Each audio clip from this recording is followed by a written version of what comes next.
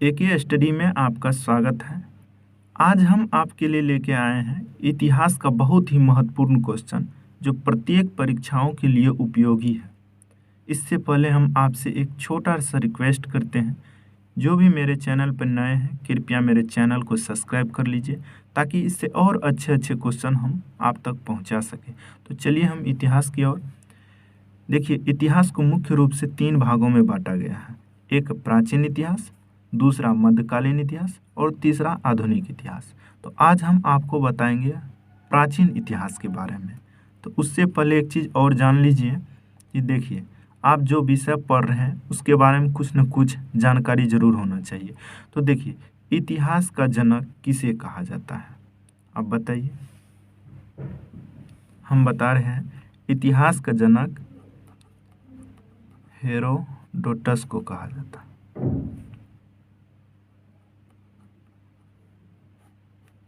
इतिहास का जनक हेरोडोटस को कहा जाता है। अगला प्रश्न देखिए, विश्व स्तर पर इतिहास के प्रसिद्ध लेखक कौन है। आपसे पूछा जाए कि इतिहास के प्रसिद्ध लेखक कौन है, वो भी विश्व स्तर पर। बहुत ही इंपॉर्टेंट क्वेश्चन है। इसका आंसर बताइए आप लोग। देखिए, इसका मुख्य आंसर हो जाएगा शेक्सपियर।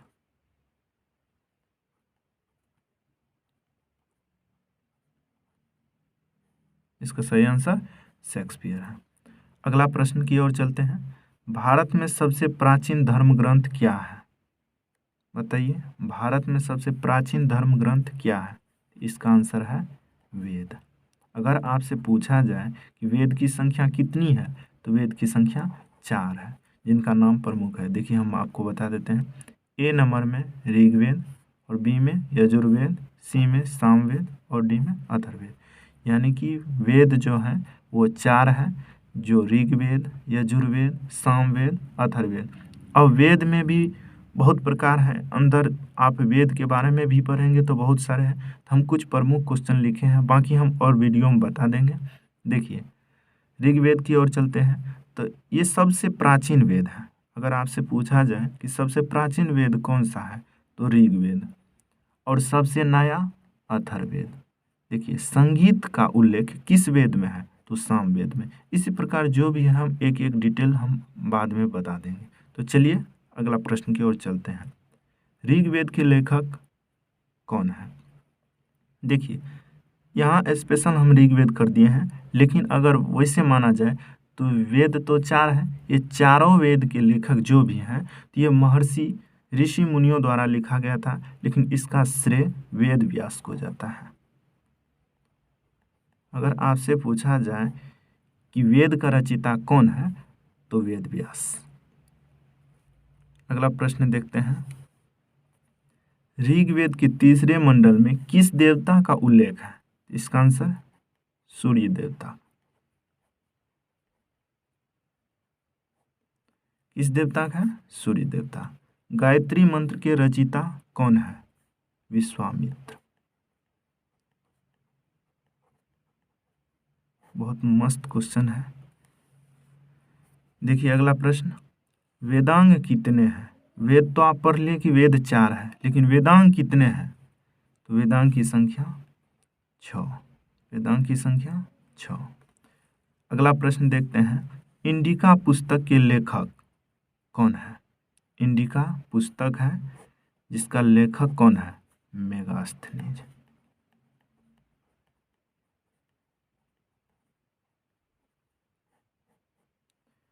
बहुत बार क्वेश्चन पूछा जाता है परीक्षा में। देखिएगा, अगला प्रश्न है, मेगास्थनीज किसका राजदूत था। देखिए, इसका आंसर होगा सेल्यूकस निकेटर का। आपसे एक प्रश्न और पूछ देगा कि मेगास्थनीज किसके दरबार में आया था, तब क्या आंसर दीजिएगा। देखिए, चंद्रगुप्त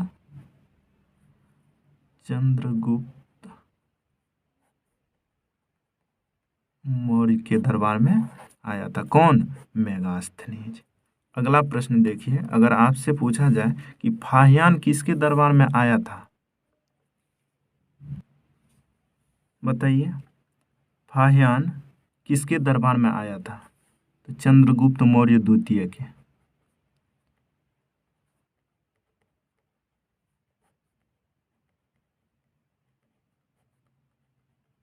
चंद्रगुप्त मौर्य द्वितीय के दरबार में फाहियान आया था। फाहियान कहाँ के थे? चीनी यात्री। चलिए अगला प्रश्न देखते हैं। सबसे प्राचीन धर्म कौन सा है? सबसे प्राचीन धर्म सनातन धर्म।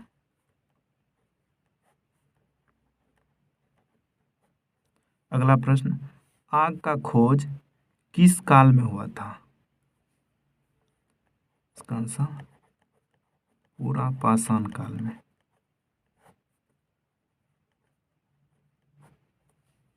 अगला प्रश्न देखिए, पहिए का खोज या आविष्कार किस काल में हुआ था?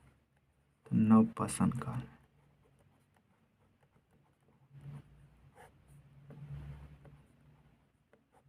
अगला प्रश्न, भारत का सबसे प्राचीन नगर कौन सा है?